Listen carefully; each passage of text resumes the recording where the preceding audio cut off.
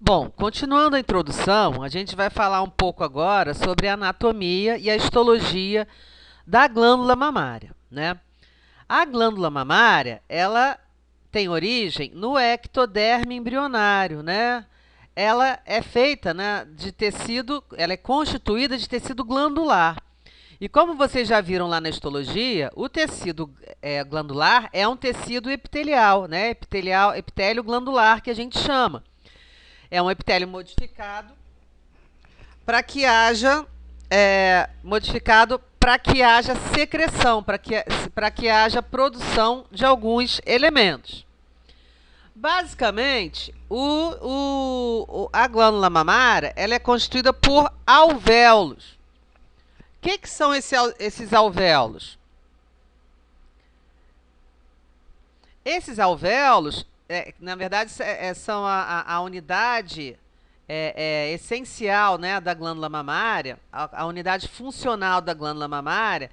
Eles são compostos basicamente por essas células alveolares que compõem, né, isso aqui é a estrutura total do alvéolo, tá? Então, isso aqui é um alvéolo, isso aqui são os ductos excretores, tá? Então, o leite é produzido aqui dentro. Quem produz o leite? Essas células que recobrem internamente o alvéolo, que a gente chama basicamente de células alveolares, tá? Então, elas sintetizam o leite e o leite vem para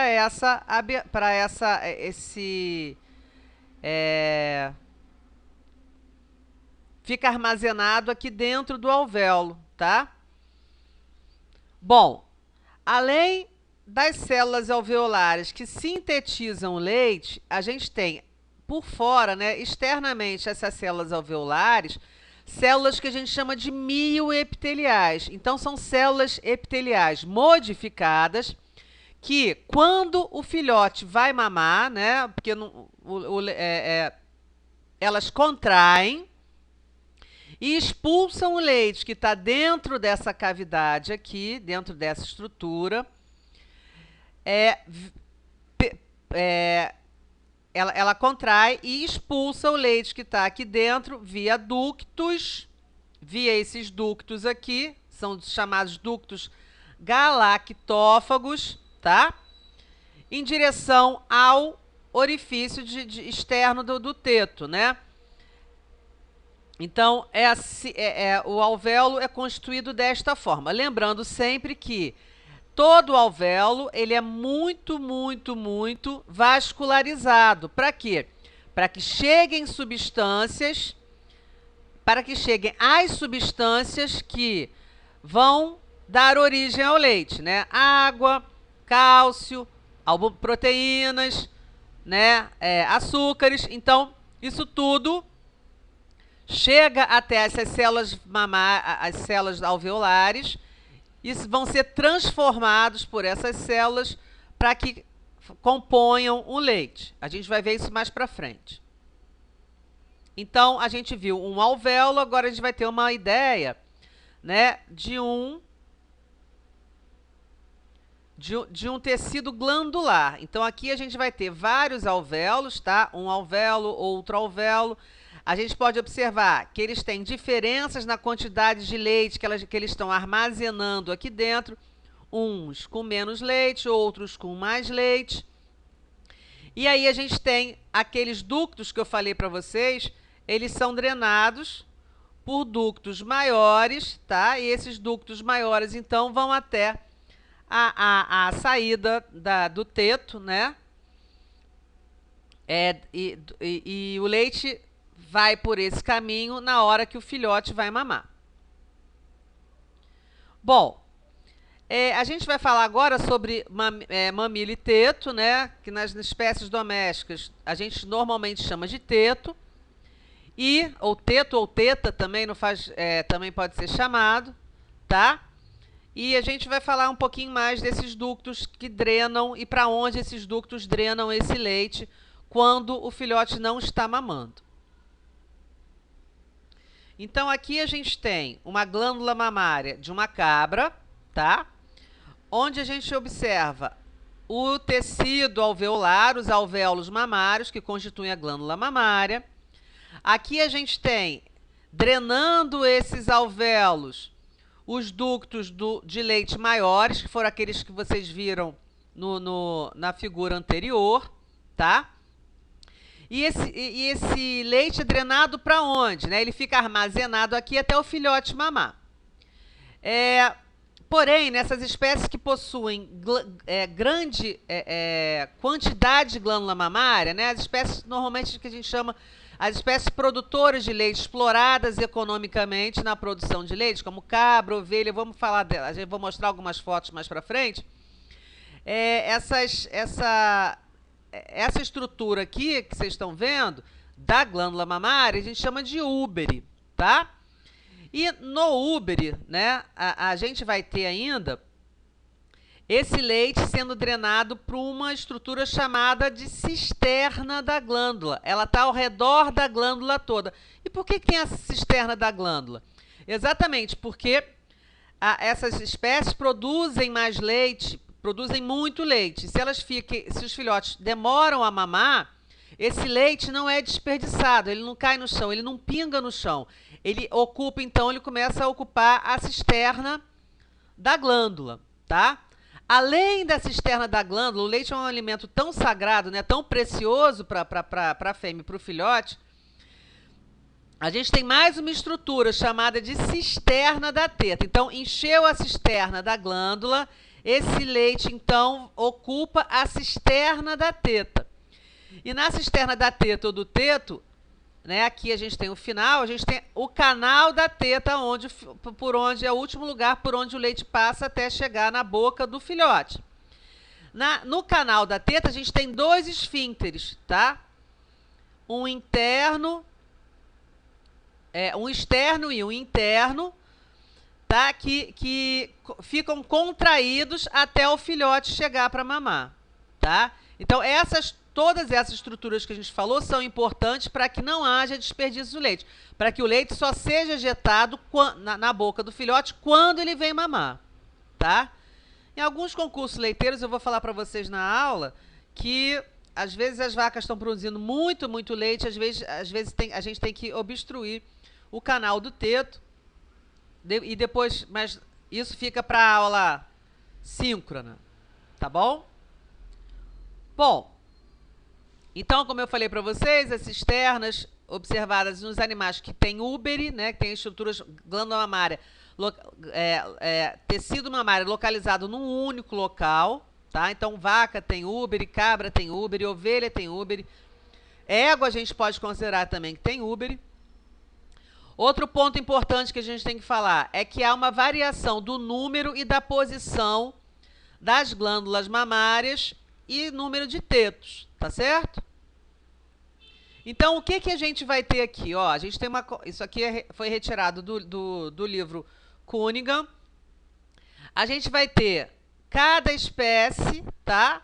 Com uma quantidade de glândulas, né? De tetas diferentes e localização de glândulas diferentes, tá?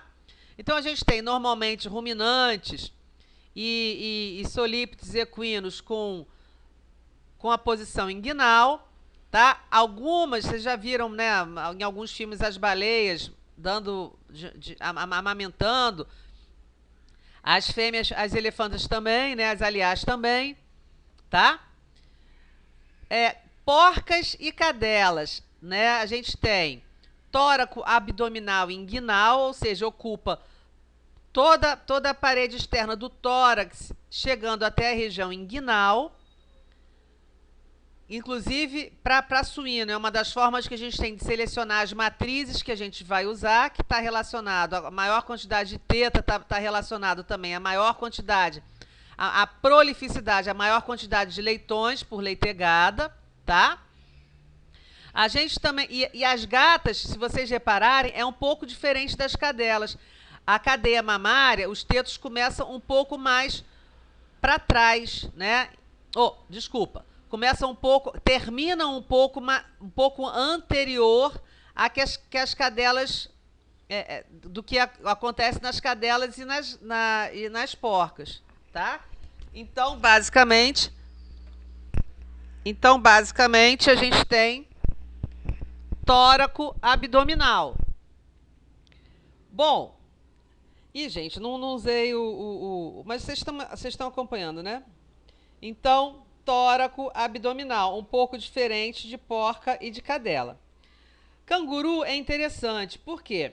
Porque tem duas glândulas, mas tem um teto só. Exatamente por quê? Porque durante a evolução a gente sabe que a fêmea de canguru ela não consegue criar dois filhotes na bolsa. Então elas só tem um teto. O que normalmente. Então só tem um teto, tá? Mas porque normalmente ela ovula, o filhote, ele da passagem de embrião para feto, ele sai do útero, ele caminha, né? Ele vai se grudando no pelo e se encaminha, vai até o marsúpio e liga a boca, né? A cavidade oral ao teto, que é bem fininho no início, ele vai engrossando aos pouquinhos, como se fosse mais ou menos, né? A gente faz a comparação até com o cordão umbilical, por onde ele é alimentado. Logo depois, a canguru tem outra aparição. E esse embrião, ele desce também, vai pelo mesmo caminho. Mas se o irmão dele estiver lá, ele não consegue se fixar no teto, porque o outro já ocupou o lugar, ele é maior e mais forte, e ele vem a óbito. Caso isso não aconteça, o filhote, o irmão dele, né, se o primeiro embrião morra, o outro consegue chegar e ocupa o teto. Então só pode ter um teto, tá? Só pode ter um filhote no marsúpio por vez, em canguru. Bom, já falei, vamos mostrar agora, né, as espécies que possuem úbere, como eu prometi para vocês. Então, a gente tem espécies que são exploradas economicamente, normalmente exploradas, tá? Então, a gente tem aqui uma vaca da raça pardo-suíça, tá? Observem a estrutura aqui, que é o ligamento suspensório do úbere. É bastante importante que fêmeas tenham ligamentos bastante rígidos, bons, né, que segurem esse úbere, que ele fica muito pesado, né, ele já é pesado. Você imagina essa fêmea produzindo 30 quilos de leite, ele pesa pelo menos uns 50 quilos. Então tem que ter tipo um sutiã para segurar. E os úberes normalmente são bem irrigados, tá? Então uma vaca. Aqui a gente tem cabras da raça Saanen, tá? Também tem úbere. Lembrando que cabra só tem 2 tetos, né? Vaca tem 4. A gente também explora economicamente ovelhas de algumas raças específicas, né? Como a Lacombe, por exemplo, tá? A gente também retira leite explora o leite comercialmente, o leite de ovelha. A gente tem búfalas, né? Também são, em alguns lugares, são espécies bastante comuns que produzem leite. Búfala também tem 4 tetos, tá? Búfala também tem 4 tetos, tem dois posteriores e 2 anteriores, tá? E aí a gente tem nos extremos, em lugares que esses animais não se adaptam bem, a gente tem outros animais produzindo leite, né? Por exemplo, na Mongólia, as tribos nômades, elas exploram leite de égua, elas consomem leite de égua, inclusive fazem algumas bebidas fermentadas de leite de égua. Também, nesses mesmos locais na Ásia, eles exploram leite do camelo, tá? Do camelo batráquio com 2 corcundas. Também a exploração nos desertos, lugares muito quentes, onde nenhum outro animal que a gente considera doméstico sobrevive, embora lá eles acham que o dromedário Eles também exploram leite de dromedário, inclusive em esquemas grandes, né? Como em explorações comerciais, que a gente vê isso aqui em vaca, né? É ordenha mecânica, só que no caso aqui é de dromedário, fêmeas de dromedário. Camelídeos do Novo Mundo a mesma coisa, lhamas, alpacas, vicunhas também. Nos Andes, em lugares que outros animais não se adaptam, também a gente tem exploração comercial. Comercial não, mas os humanos tomam leite desses animais, tá? Também nas cadeias mais altas das montanhas asiáticas, né? Tibete, a gente tem esse animal aqui que é o iaque, que é um bovídeo, que ele está acostumado a trilhas, a pastar em ambientes íngremes, tá? Então também são explorados, é retirado o leite desses animais e é consumido. E em frio extremo, né, renas e caribus também as pessoas se alimentam do leite desses animais, tá? Bom, como eu falei para vocês, a gente vai mostrar então os ligamentos, né, que sustentam esse úbere desses animais, tá? Então aqui a gente vai ter, ó, vocês podem ver aqui o ligamento lateral, tá? Também a gente pode ver aqui, ó, a sustentação, né? Tem o lateral e medial, que a gente chama de ligamento suspensório, o lateral e o medial, tá? Seguram, que sustentam esse úbere da metade lateral até a parte interna do quarto mamário, e a mesma coisa do outro lado, tá? E aí a gente tem o ligamento anterior e o posterior, tá? Que também é chamado de ligamento médio, mas a gente normalmente chama de anterior e posterior. Vocês podem observar aqui o posterior, né? Tá fácil de ver aqui, ó, tá?